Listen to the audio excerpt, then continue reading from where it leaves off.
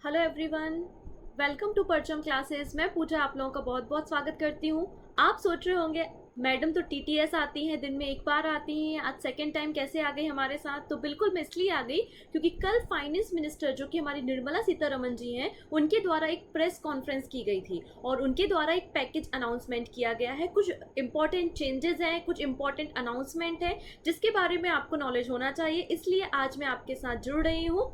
आप upcoming video की notification चाहते हैं तो पहली चीज़ तो सब्सक्राइब कर लीजिए जिससे अपकमिंग क्लासेस की नोटिफिकेशन मिल सके। साथ ही साथ हमारा जो भी सोशल मीडिया नेटवर्क है, चाहे वो टेलीग्राम हो, इंस्टाग्राम हो, आप उसको फॉलो कीजिए जिससे आपको अपकमिंग बर्निंग टॉपिक के बारे में इंफॉर्मेशन मिलती रहे। तो आप सभी जानते हैं कि फाइनेंस मिनिस्टर निर्मला सीतारमण के द्वारा कल 28 जून को एक प्रेस कॉन्फ्रेंस की गई थी जिसमें कुछ पैकेज अनाउंस किया गया है। इसके पहले भी आप जानते हैं आत्मनिर्भर भारत पैकेज 1, 2, आई थिंक तीन आत्मनिर्भर भारत पैकेज इन्होंने लॉन्च किए थे। तो क्या इंपॉर्टेंट हाइलाइट्स रहे वो आज हमें डिस्कस करने हैं। तो बिल्कुल आइए सेशन की शुरुआत करते हैं। सबसे पहले तो थैंक यू आपको प्रीवियस क्वेश्चन का आंसर करने के लिए। आज भी आपको यहाँ पर एक क्वेश्चन मिलेगा, प्रैक्टिस क्वेश्चन, जिसका आंसर आपको कमेंट सेक्शन में देना है। साथ ही साथ ज़्यादा से ज़्यादा लोगों के बीच में शेयर कर दीजिए जिससे वो लोग भी जुड़ सके और उनको भी पता चल सके कि किस प्रकार से पैकेज अनाउंस किया जा रहा है, उनके फ़ायदे में कौन सी चीज़ें हैं, वो सारी बातें आपको पता चलेंगी। आपको अगर पूरा कंप्लीट आर्टिकल पढ़ना है तो आप द हिंदू या फिर इंडियन एक्सप्रेस को फॉलो कर सकते हैं। ओके, तो निर्मला सीतारमण के द्वारा कुछ इंपॉर्टेंट अनाउंसमेंट कल की गई थी, उनकी इंपॉर्टेंट हाइलाइट्स को हम देखते हैं। सबसे पहले बात करते हैं हाईलाइट नंबर 1। अभी देखिएगा कोविड पैंडेमिक के कारण हमारा हेल्थ सेक्टर पे काफ़ी ज़्यादा हमको ध्यान देने की ज़रूरत है। जिस तरीके से सेकेंड वेव आई और ऐसी पॉसिबिलिटी बताई जा रही है कि बहुत जल्दी थर्ड वेव भी आएगी, तो हमारा अगर हेल्थ इंफ्रास्ट्रक्चर अच्छा नहीं होगा तो हम अपने लोगों को कैसे बचा पाएंगे। इसलिए यहाँ पर जो मेजर यहाँ पे कंसर्न दिखाया गया है वो हेल्थ सेक्टर के लिए दिखाया गया है। तो यहाँ पर एक लोन गारंटी स्कीम लॉन्च की गई है जिसके लिए 1.1 लाख करोड़ रुपीस आवंटित किए गए हैं या दिए गए हैं। अब ये लोन गारंटी स्कीम क्या कहलाती है? जैसे अगर मैं बैंक के पास जाती हूँ और बैंक से लोन लेती हूँ तो बैंक मुझसे कहेगा कि आप सिक्योरिटी में क्या रखवाएंगे, क्योंकि अगर मैंने समय से लोन नहीं दिया तो फिर बैंक क्या करेगी, वो मेरी असेट्स को, मेरी सिक्योरिटी जो मैंने डिपॉजिट कराई है उनको रख लेगी।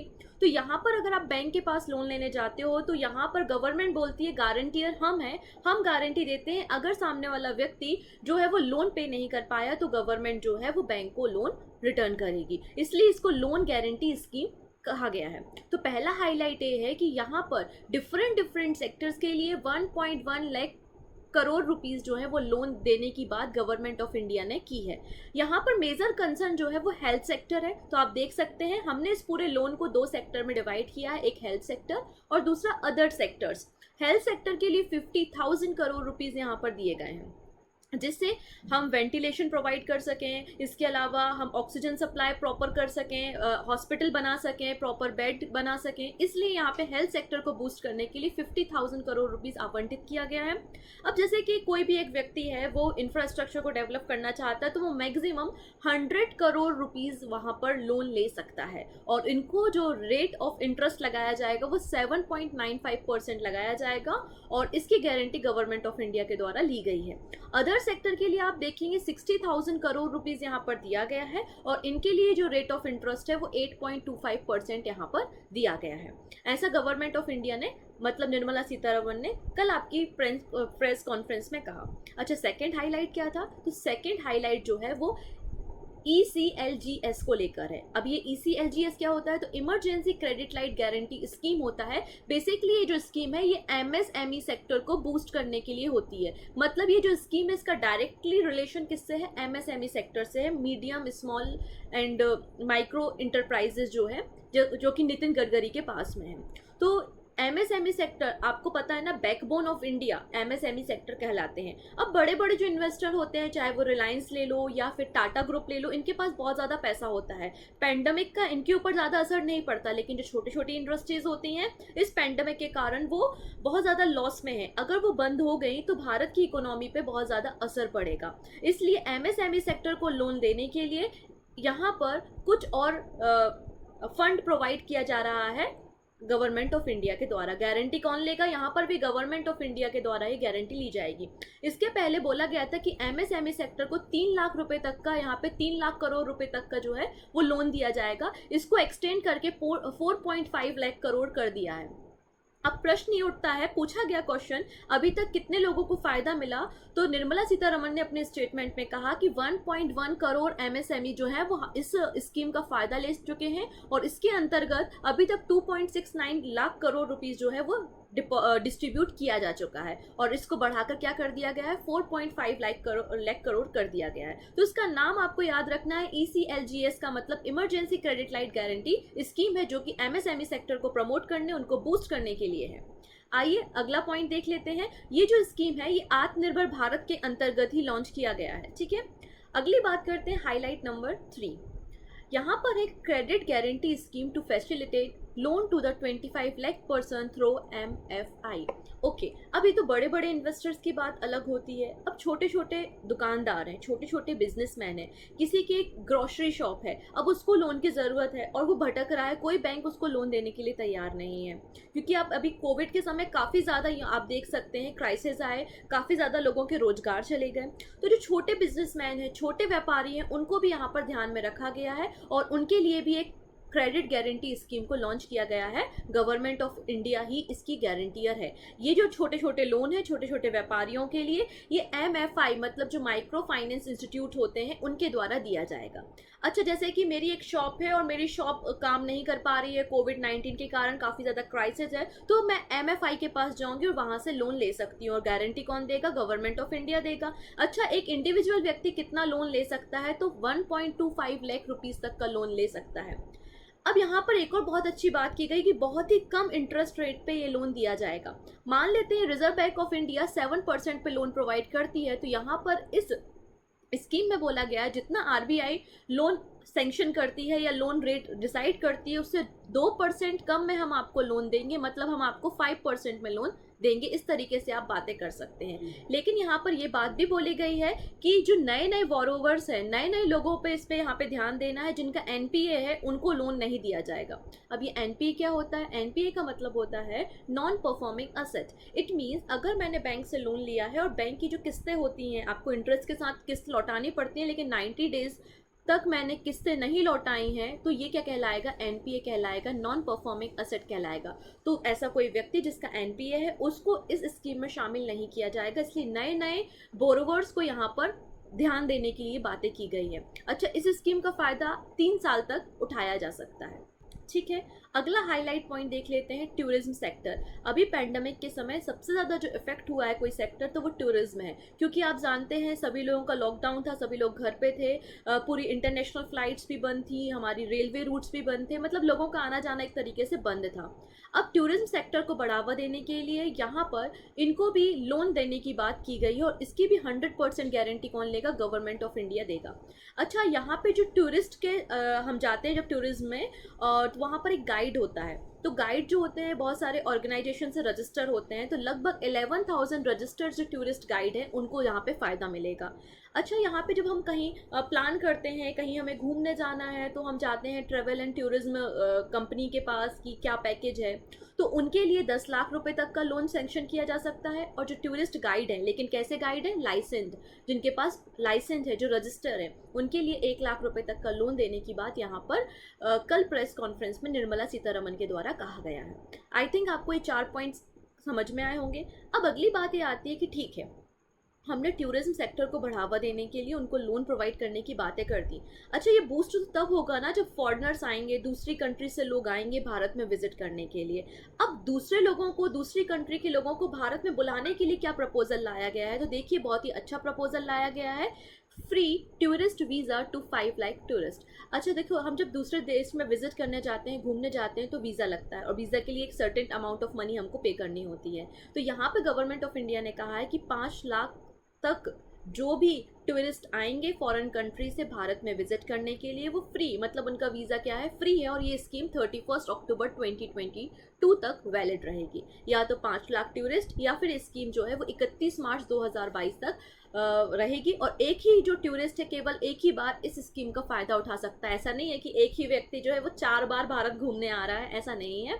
एक व्यक्ति जो है उसको फ्री वीज़ा दिया जाएगा, ठीक है। तो 5 लाख टूरिस्ट को अभी तक ये वीज़ा फ्री देने की बातें कल के कॉन्फ्रेंस में कही गई है। नेक्स्ट हाईलाइट है जो कि इम्पोर्टेंट हाईलाइट है, आत्मनिर्भर भारत रोजगार योजना।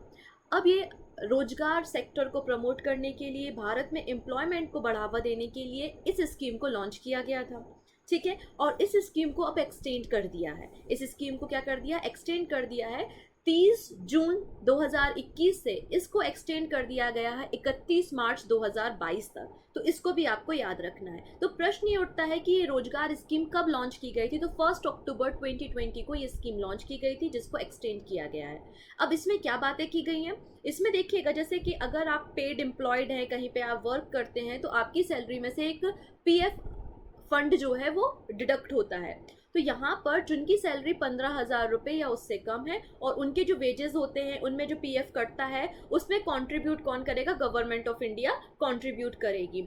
चाहे वो एम्प्लॉयर हो या एम्प्लॉयज़ हो, दोनों के सेक्टर में गवर्नमेंट ऑफ इंडिया के द्वारा यहाँ पे कंट्रीब्यूट किया जाएगा। जैसे कि 12% जो है वो एम्प्लॉयर के लिए है, 12% जो है वो एम्प्लॉय के लिए है। तो टोटल 24% जो है वो आपके पीएफ में इकट्ठा हो रहा है। मान लेते हैं मेरी सैलरी 10,000 रुपये है, तो 12% मेरा कटा तो 1200 हुआ, और वही 1200 रुपीज़ मेरी कंपनी ने भी इन्वेस्ट किया तो टोटल हो गया 2400। तो ये 2400 जो है ये फंड कौन कंट्रीब्यूट करेगा, गवर्नमेंट ऑफ इंडिया के द्वारा कंट्रीब्यूट किया जाएगा, जिससे रोजगार सेक्टर को भी बढ़ावा दिया जा सके, ठीक है।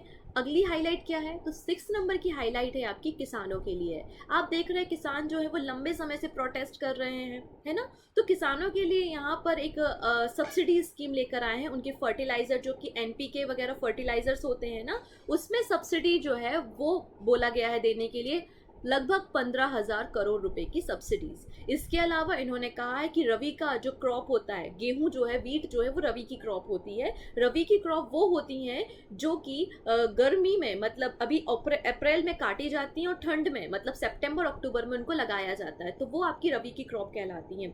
तो रबी की क्रॉप के लिए भी एक अच्छी न्यूज़ इन्होंने अनाउंस की है कि लास्ट सीजन में हमारा जो यहाँ पर प्रोडक्शन था, प्रोक्योरमेंट था, वो कितना था, 389.92 लाख मिलियन टन था। लेकिन 2021-22 में जो हुआ है हमारा प्रोडक्शन वो 432.48 लाख मिलियन टन है। तो ये बहुत अच्छी बात है रबी की फसल के लिए। साथ ही साथ यहाँ पर भी फार्मर की जो इनकम है उसको डबल करने पर ध्यान दिया गया है, इसलिए सब्सिडी रेट यहाँ पे लॉन्च किया गया है। अगली हाईलाइट है हमारे पास एक्सटेंशन ऑफ द प्रधानमंत्री गरीब कल्याण अन्न योजना। तो गरीब कल्याण अन्न योजना का भी एक्सटेंशन किया गया है।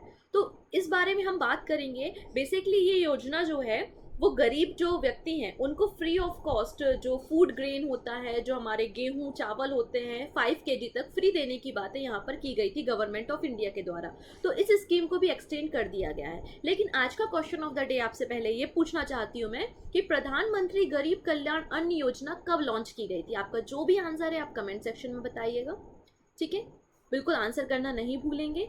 आइए अब इस स्कीम के बारे में बात कर लेते हैं। तो ये फ्री फूड ग्रेन जो स्कीम है, जो पुअर्स को फ्री ऑफ कॉस्ट 5 केजी तक ग्रेन प्रोवाइड करती है, इस स्कीम को नवंबर 2021 तक एक्सटेंड कर दिया गया है। और इसमें बोला गया है कि 94,000 करोड़ रुपीस जो है इसमें नया और प्रपोजल एड ऑन किया गया है कि नवंबर 2021 तक लगभग 94,000 करोड़ रुपए का grain free of cost poors को डिस्ट्रीब्यूट किया जाएगा। चलिए अब अगली बात कर लेते हैं। अगली हाईलाइट जो है वो पावर डिस्ट्रीब्यूशन कंपनी से है। तो ज़रा पहले इसको समझते हैं। जैसे कि कोई एक एनटीपीसी है या मध्य प्रदेश का कोई डैम है जिससे पावर प्रोडक्शन होता है और हम अपनी बिजली उत्तर प्रदेश को बेच देते हैं, मान लेते हैं ऐसा थोड़ी देर के लिए। और फिर उत्तर प्रदेश की जो डिस्ट्रीब्यूशन कंपनी है वो इस इलेक्ट्रिसिटी को क्या करती है, डिस्ट्रीब्यूट करती है, राइट। तो ये जो हमारे डिस्कॉम्स है, ये हमारी जो डिस्ट्रीब्यूशन कंपनीज हैं वो काफ़ी ज़्यादा लॉसेस में चल रही हैं, है ना। जब इनके पास पैसा नहीं होगा तो जहाँ से पावर जनरेट हो रहा है जैसे कि एनटीपीसी से या फिर हमारे हाइड्रो पावर प्रोजेक्ट से, तो वो इनको पैसा कैसे देंगे। तो इनको बूस्ट करने के लिए, इनको प्रमोट करने के लिए भी गवर्नमेंट ऑफ इंडिया के द्वारा इस पैकेज में 3.03 लाख करोड़ रुपीस जो हैं वो आवंटित किए गए हैं, दिए गए हैं डिस्कॉम्स को प्रमोट करने के लिए, डिस्ट्रीब्यूशन कंपनी को प्रमोट करने के लिए, ओके। तो यही सारी बातें यहाँ पे लिखी गई हैं। इसके अलावा और भी ज़्यादा स्कीम यहाँ पर रन होती है, जैसे कि आप सौभाग्य स्कीम देख लीजिए, दीनदयाल उपाध्याय ग्राम ज्योति योजना देख लीजिए। ये सभी स्कीम भी जो है वो पावर डिस्ट्रीब्यूशन कंपनी या पावर डिस्ट्रीब्यूशन सेक्टर को प्रमोट करने के लिए लॉन्च की गई थी गवर्नमेंट ऑफ इंडिया के द्वारा। ठीक है, अगला हाईलाइट है आपके पास नॉर्थ ईस्ट रीजन। अच्छा, नॉर्थ ईस्ट रीजन हमेशा मतलब ऐसा है कि उसका डेवलपमेंट उतना ज़्यादा हो नहीं पाता, गवर्नमेंट उस पर उतना ज़्यादा ध्यान दे नहीं पाती है। तो इसलिए अब आजकल जो स्कीम आप देखते हैं कि नॉर्थ ईस्ट सेक्टर को प्रमोट करने के लिए स्कीम को लॉन्च किया जाता है। तो नॉर्थ ईस्ट का जो रीजन है उसमें एग्रीकल्चर रिफॉर्म लाने के लिए, वहाँ पर प्रोसेसिंग यूनिट को स्टेबलाइज करने के लिए, एक अच्छा मार्केट बनाने के लिए यहाँ पर कुछ स्कीम्स को लॉन्च किया जा रहा है, जिसका नाम है नैरामेक। नैरामेक मतलब north eastern regional agriculture marketing corporation. हालांकि ये स्कीम 1982 की है, जिसका काम basically agriculture promotion, procurement, processing and marketing infrastructure develop करना है नॉर्थ ईस्ट के रीजन में। अच्छा, इसके अंतर्गत 75 फार्मर जो ऑर्गेनाइजेशन है उनको रजिस्टर किया गया है। साथ ही साथ वहाँ पर जो जीआई क्रॉप होती हैं 13 वहाँ पर जो जीआई क्रॉप है उनको प्रोडक्शन पे बढ़ावा देने की बातें की गई हैं, है ना। जीआई का मतलब जोग्राफिकल इंडिकेशन होता है, तो उस रीजन में, नॉर्थ ईस्ट रीजन में जो प्रोडक्शन होता है उसको बढ़ाने के ऊपर बात की गई है, जिससे दूसरे स्टेट्स में, दूसरे कंट्री में भी हम उन क्रॉप को भेज सके और वहाँ के फार्मर का जो है वो डेवलपमेंट हो सके। इसके लिए निर्मला सीतारमन ने इस पैकेज में 77.45 करोड़ रुपीस जो है वो प्रपोज किए है। इस बात को भी याद रखना है। तो अंत में हम देख लेते हैं कंक्लूजन। तो कंक्लूजन ये कहता है कि अभी तक जब से पैंडेमिक हुआ है, चाहे आत्मनिर्भर भारत 1 पैकेज हो, 2nd पैकेज हो या 3rd पैकेज हो या ये रिवाइवल पैकेज हो, तो टोटल मिला के गवर्नमेंट ऑफ इंडिया और आरबीआई के द्वारा अभी तक लगभग 30 लाख करोड़ रुपए जो हैं वो इकोनॉमी को रिवाइव करने के लिए पैकेज में लॉन्च किए जा चुके हैं। आई होप आपको ये जो कल की प्रेस कॉन्फ्रेंस से रिलेटेड सारे इश्यूज होंगे वो समझ में आए होंगे। Thank you so much. Session को लाइक ज़रूर कीजिएगा। हम फिर मिलेंगे अपने नए बर्निंग इशू के साथ। तब तक टेक केयर, ध्यान रखिए एंड बाय बाय।